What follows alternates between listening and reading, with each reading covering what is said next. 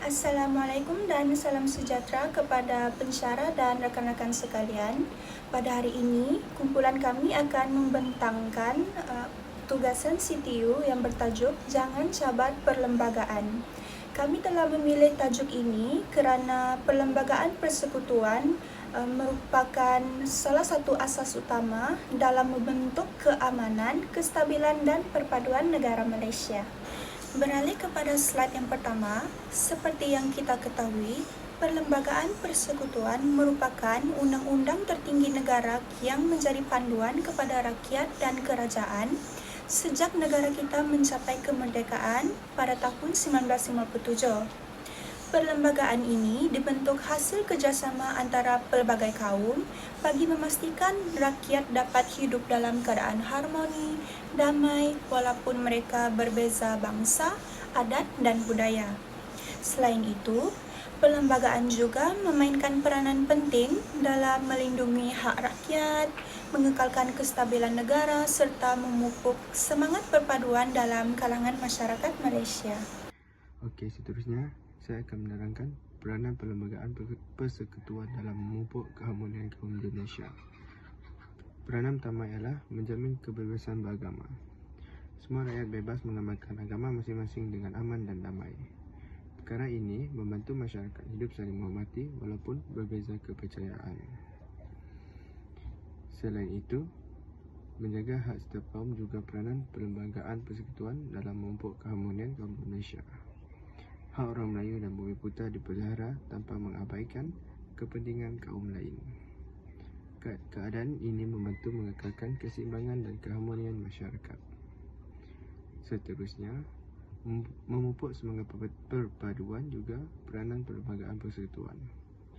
Rukun negara dan pendidikan sivik membantu rakyat memahami kepentingan hidup bersatu padu. Aktiviti perpaduan juga dapat mengeraikan hubungan antara kaum. Akhir sekali, mengekalkan keamanan negara. Perlembagaan menjadi panduan dalam menjaga kestabilan politik dan sosial negara.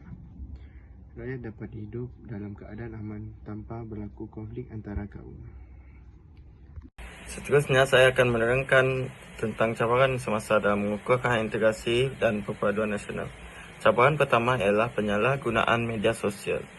Media sosial kadang-kala digunakan untuk menyebarkan berita palsu dan provokasi perkauman.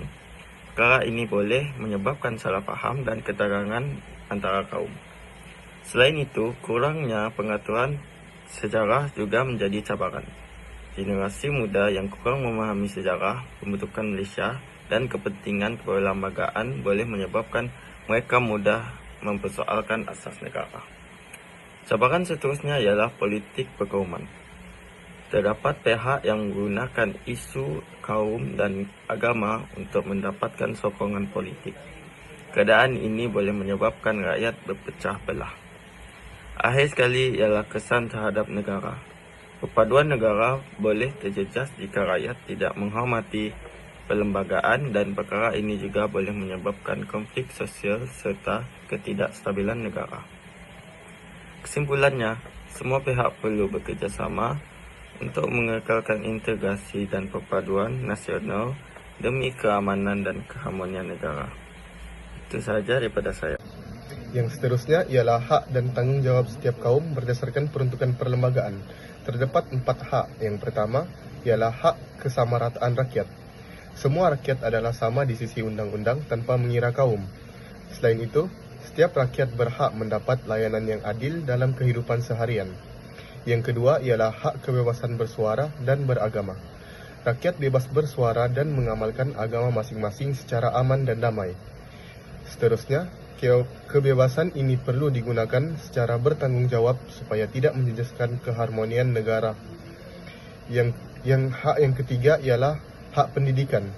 Setiap rakyat berhak mendapat pendidikan tanpa diskriminasi kaum atau agama. Di samping itu, kerajaan juga membenarkan kewujudan sekolah pelbagai aliran untuk menjaga hak pendidikan setiap kaum. Hak yang terakhir iaitu hak dan tanggungjawab rakyat. Rakyat perlu menghormati perlembagaan dan mengelakkan isu perkauman. Seterusnya, media sosial perlu digunakan secara beretika bagi menjaga perpaduan negara. Antara langkah strategik untuk memperkukuhkan perpaduan rakyat Malaysia ialah melalui pendidikan sivik dan sejarah. Ianya kerana pendidikan dapat membantu pelajar memahami kepentingan perpaduan dan semangat cinta akan negara. Selain itu, aktiviti sekolah seperti sambutan perayaan dan gotong royong juga dapat mengeratkan hubungan antara kaum. Seterusnya, kempen patriotisme dan penghayatan rukun negara dapat meningkatkan semangat perpaduan dalam kalangan rakyat seperti memupuk rasa cinta terhadap negara. Di samping itu, penguatkuasaan undang-undang perlu dilaksanakan bagi membendung penyebaran kebencian, provokasi dan berita palsu, terutamanya di media sosial. Akhir sekali, dialog antara kaum dan agama dapat membantu masyarakat memahami budaya dan kepercayaan kaum lain serta memupuk sikap saling menghormati demi keharmonian negara. Sebagai kesimpulan, Perlembagaan Persekutuan merupakan undang-undang tertinggi negara yang menjadi asas kepada keamanan dan perpaduan rakyat Malaysia. Perlembagaan ini membantu kita untuk melindungi hak setiap kaum serta memastikan keharmonian masyarakat sentiasa terpelihara. Semua rakyat haruslah menghormati perlembagaan dan mengelakkan tindakan yang boleh mencetuskan perpecahan kaum. Oleh itu, nilai toleransi, kerjasama dan hormat menghormati amat penting dalam mengekalkan kestabilan negara kita.